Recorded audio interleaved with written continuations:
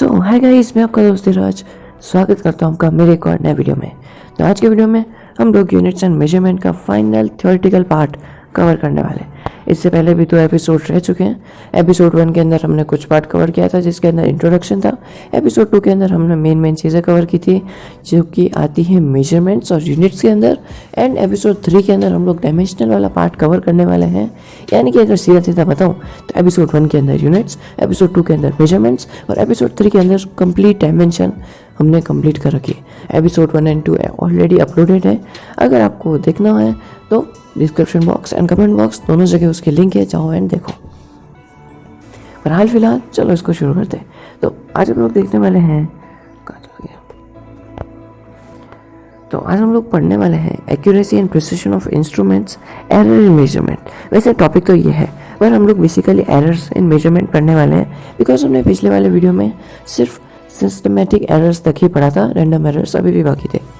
उसके बाद आते हैं significant figures, dimensional of physical quantities, dimensional of फॉर्मूले and dimensional equations, dimensional analysis and its applications. ठीक है, तो चलते हैं।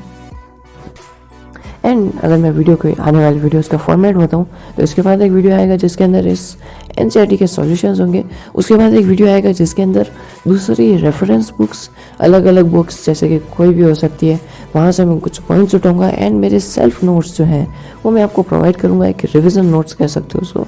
ठीक है, तो वो बहुत ज़्यादा हेल्पफुल होंगे। पहले हम लोग एनसीईआरटी करेंगे, फिर उसके बाद उसकी एक्सरसाइज, फिर उसके बाद हम लोग दूसरे रेफरेंस बुक्स के पास आएंगे ताकि हम लोगों को थोड़ा और नॉलेज मिल सके।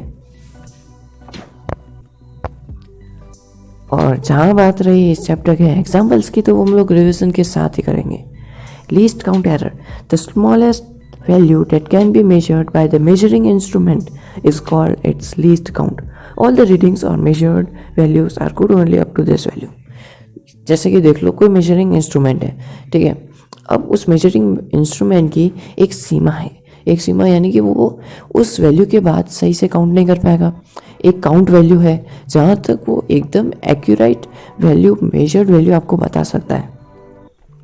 उसके बाद शायद उसके अंदर थोड़े बहुत वेरिएशंस आ सकें, थोड़े बहुत उसके अंदर एरर्स आ सकें, वो सब कुछ। फॉर एग्जाम्पल से सही से समझ जाओगे, जैसे कि वेरिनायर कैपिलर्स जो होते हैं उनके अंदर लीस्ट काउंट होता है 0.01 सेंटीमीटर। यानी कि वेरिनायर कैपिलर्स जो है 0.01 सेंटीमीटर तक एकदम एक्यूरेट मेजरमेंट कर सकते हैं।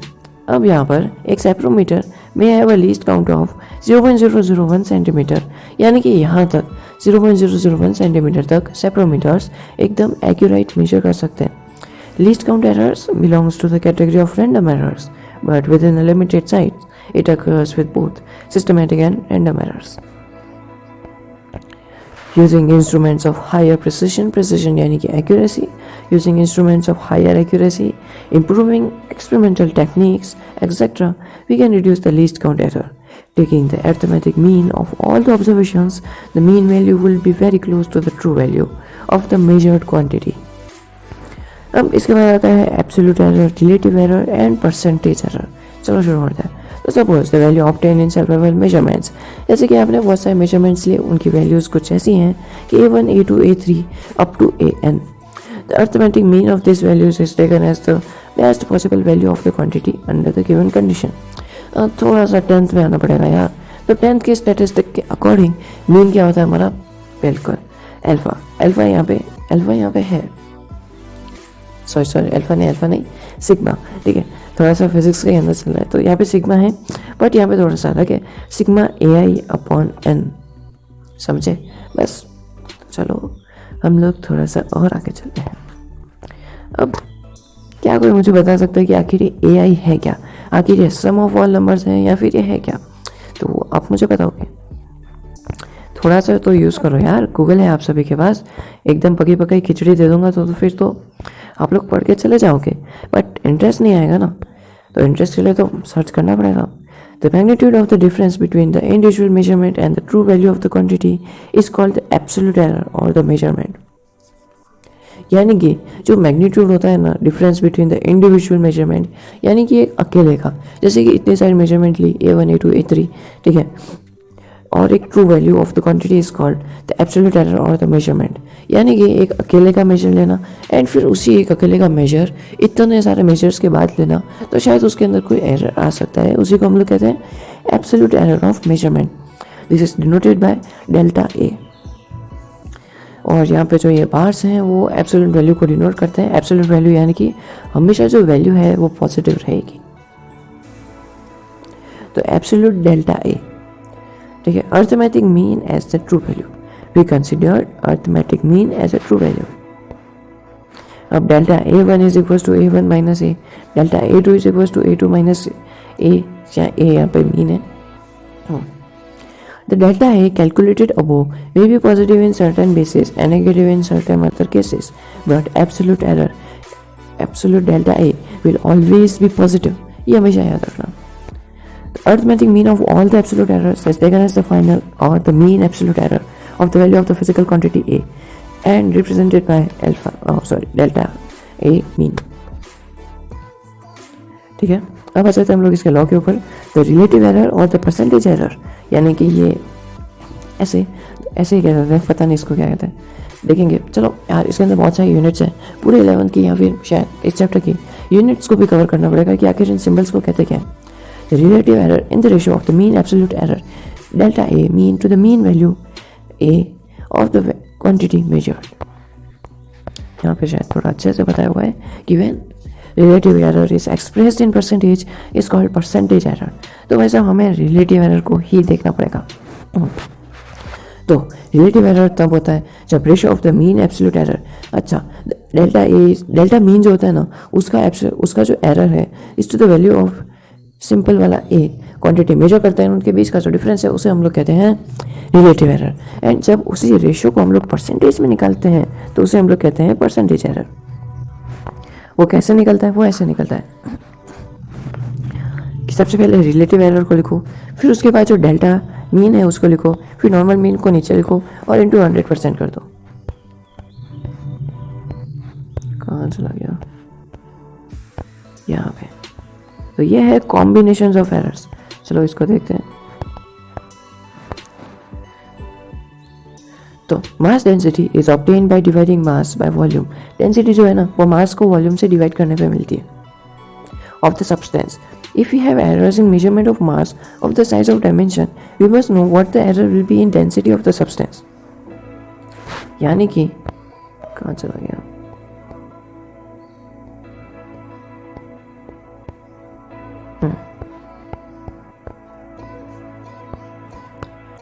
यानी कि सी हमें निकालना है डेंसिटी, पर अगर मास के मेजरमेंट में अपन ने कोई लोचा कर दिया तो ऑब्वियसली बात है डेंसिटी भी रॉन्ग हो जाएगी। वॉल्यूम पे कर दिया तो भी डेंसिटी रॉन्ग हो जाएगी। तो इसका मतलब है कि या फिर ये हो या ये हो, इन दोनों का कॉम्बिनेशन जब हम लोग करेंगे तो डेंसिटी पे कोई ना कोई तो इफेक्ट आना ही है। तो बस कॉम्बिनेशन ऑफ एरर्स हमें यही बताता है, जिसका एक सीधा साधा डिफाइन है, जिसे हम लोग देख लेते हैं। Hence the rule when the quantities are added or subtracted, the absolute error in the final result is the sum of the absolute errors in the individual quantities. यानी कि जो एरर फाइनल में होगा वो सम ऑफ एरर्स होगा जो कि एक इंडिविजुअल क्वांटिटी में हुआ। एरर्स ऑफ प्रोडक्ट और क्वोशिएंट, चलो इसको देखते हैं। इसका एक रूल है, when two quantities are multiplied or divided, the relative error in the result is the sum of relative errors in the multipliers. यानी कि जब मल्टीप्लिकेशन में कोई मिस्टेक हो जाती है तब वो जो है, जब मल्टीप्लिकेशन में जो मिस्टेक हुई ना, वो किसी एक इंडिविजुअल के रिलेटिव एरर का रिजल्ट होता है। एक और है कि the relative error in a physical quantity raised to the power K is the K times the relative error in the individual quantity. अब ये पावर के से हमें क्या बताते हैं? देखो, पावर के से ही हमें बताना चाहते हैं error in case of measured quantity raised to power. जैसे कि देखो यहाँ पे z is equal to a², वैसे ही आगे जाके यहाँ पे एक मिस्टेक हो जाती है, यहाँ पे एक एरर हो जाता है। जो एरर हमें इस लॉ से समझाया है कि the relative error in a physical quantity raised to the power K is the K times the relative error in the individual quantity. अगर फाइनल क्वांटिटी के अंदर पावर के का कोई मिस्टेक है, कोई एरर है, तो उसका मतलब है कि इंडिविजुअल पावर के में कोई ना कोई मिस्टेक हुई है। सीधी सी बात है यार, इसको इतना ज़्यादा बताने की जरूरत नहीं है। अब आता है significant figures. The reported result of measurement is a number that includes all digits in the number that are known reliably plus the first digit and that is uncertain. चल देखते हैं क्या आखिर अनसर्टेन है एंड आखिर कौन से certain है. The first uncertain digits are known as significant digits और significant figures. If we say that period of oscillation of a simple pendulum, ये तो मार्क ही नहीं किया. The result of measurement that includes more digit than the significant digit is superfluous and also misleading, since it will give a wrong idea about the precision, about the accuracy of the measurement. Significant figures indicate, as already mentioned, the precision, the accuracy of measurement, which depends on the least count of the measuring instrument. जैसे कि calculator का least count होता है 112, common होता है ये वैसे, तो 112 होता है. तो अब अगर 112 तक आप अगर कोई भी कैलकुलेशन करोगे, जैसे कि अगर आप 2 कैलकुलेशंस करते हो तो उसमें 2 नंबर आ जाते हैं. वैसे अगर आपने 112 कैलकुलेशंस की, उसके बाद भी आप कैलकुलेशंस किए जा रहे हो, तो ऐसा हो सकता है कि एक टाइम के बाद एक कैलकुलेशन में या फिर उससे ज़्यादा कैलकुलेशंस में कहीं पर वो मिस्टेक करते हैं. ठीक है, वो होता है least count. A choice of change of different units does not change the number of significant digits or figures in a measurement. यहाँ चलते हैं. तो यहाँ पे ये कुछ रूल्स हैं जो हमें फॉलो करने पड़ेंगे कि all the non-zero digits are significant. All the non-zero digits यानी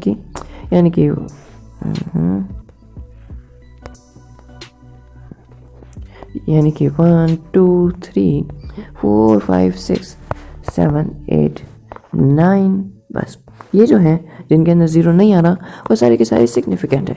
if the number is less than the zeros on the right of the decimal point but the left of the first non zero digits are not significant. यानी कि देखो यहाँ पर ये जो digits है ना, ये नॉन सिग्निफिकेंट है. Underline zeros are not significant. Why? Because कि ये डेसिमल पॉइंट से लेफ्ट एंड राइट पोजिशन पर आते हैं. Numbers is less than 1 and the zeros on the right of the decimal point but the left of the first non-zero digits are not significant. यानी कि जब तक ये एक साथ रहेंगे, एक ही सीक्वेंस में रहेंगे, तब तक ये जो है नॉन ज़ीरो ही सिग्निफिकेंट नहीं. ओ गॉड, ये सिग्निफिकेंट नहीं रहेंगे. बट अगर यहीं पर ये यहाँ आ जाता है तो ये सिग्निफिकेंट रहेगा. The terminal or trailing zeros in a number without a decimal point are not significant.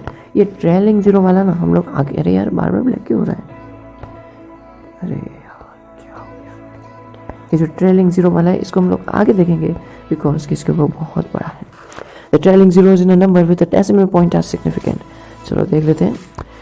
Change of units cannot कहाँ चला गया. A mere change of units cannot change the number of significant figures. To remove such applications in determining the numbers of significant figures, just look, यहाँ पे एक example है. 4.700 metre is equals to 4.70.0 centimetre is equals to 4700 millimetre 0.004700 kilometre.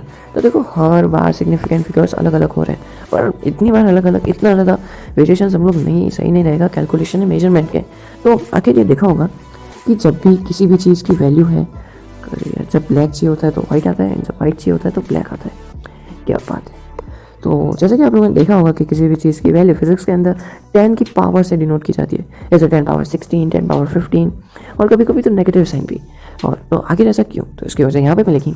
To remove such applications in determination of the numbers of significant figures, the best way is to report every measurement in scientific notation, यानी कि in the power of 10. In this notation expressed as a into 10b, 10b यानी कि b कोई भी power हो सकती है between 1 to 10 and b is any positive or negative exponent or power of 10 in order to get an approximate idea of the number. Then the number can be expressed approximately as 10b, in which the exponent or the power b of 10 is called order of magnitude of the physical quantity. जैसे कि order of 10b, for example, the diameter of the earth is 1.98 into 10 power 7 meter is one of the order of 10 power 7 meter with the order of magnitude of 7. यहाँ पे जो power है वो उसका magnitude है. Thus the diameter of the earth is 17 orders of magnitude larger than the hydrogen atom. ऐसा क्यों? क्योंकि भाई साहब हाइड्रोजन एटम में -10 है. ओके, तो अब आ जाते हैं हम लोग एक डिसअपेयर्स पे, जहाँ के जो हमने पहले एग्जांपल देखा था 4.700 मीटर्स का, वहाँ का जो वेरिएशन है वो अब खत्म हो जाता है क्योंकि अब हमने हर एक चीज़ को पावर 10 में डिनोट करना शुरू कर दिया. The power of 10 is irrelevant to the determination of significant figures.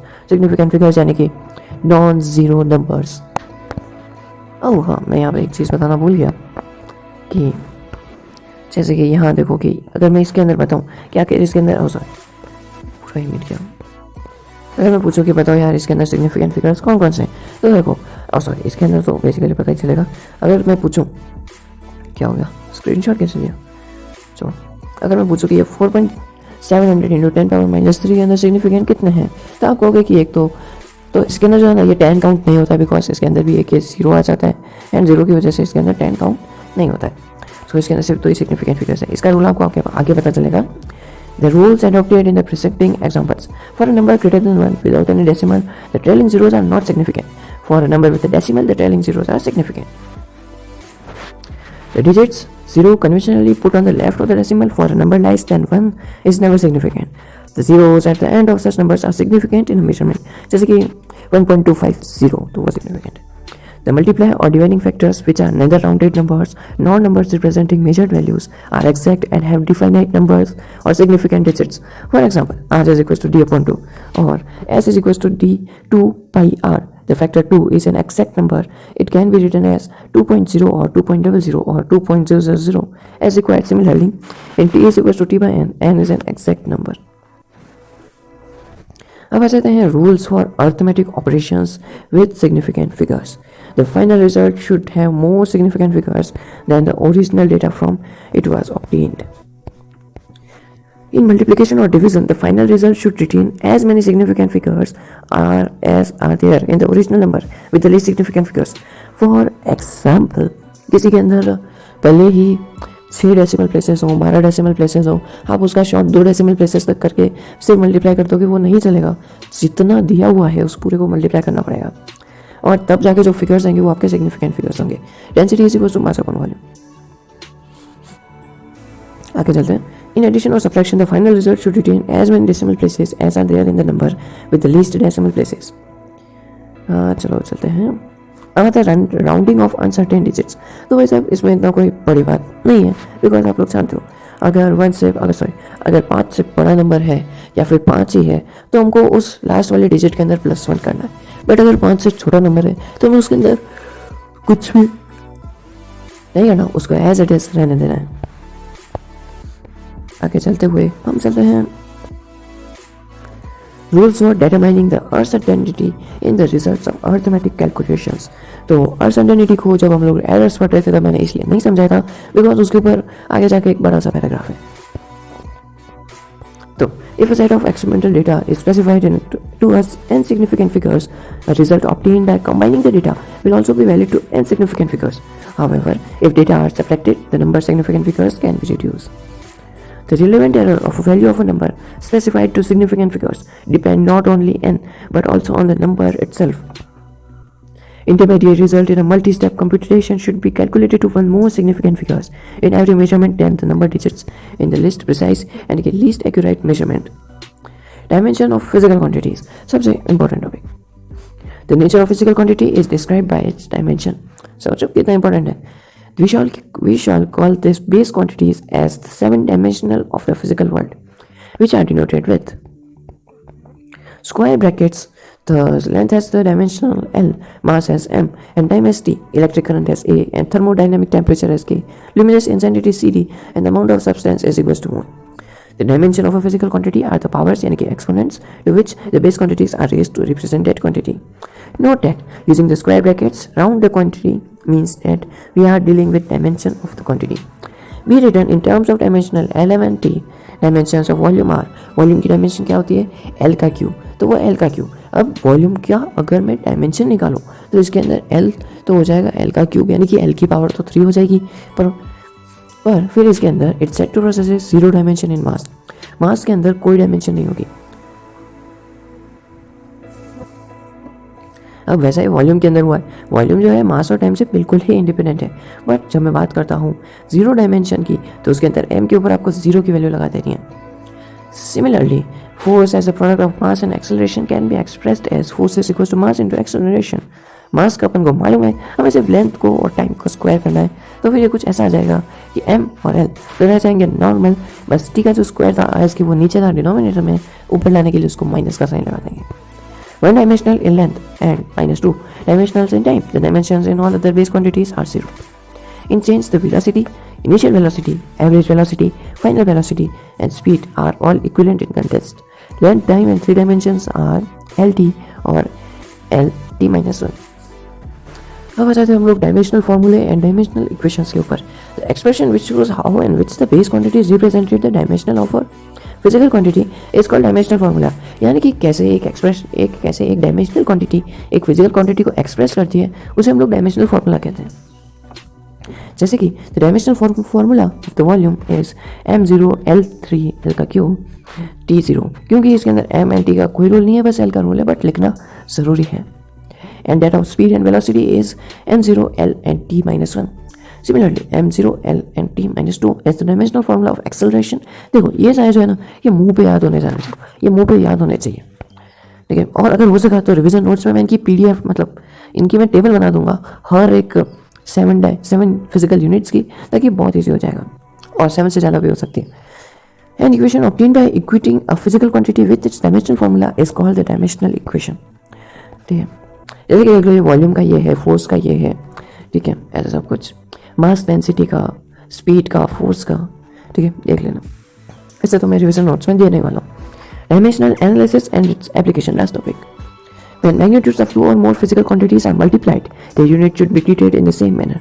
देखो, जब डायमेंशनल और फिजिकल क्वांटिटीज मल्टीप्लाइड होती हैं तो उनकी यूनिट्स भी मल्टीप्लाई होती हैं. Checking the dimensional consistency of an equation.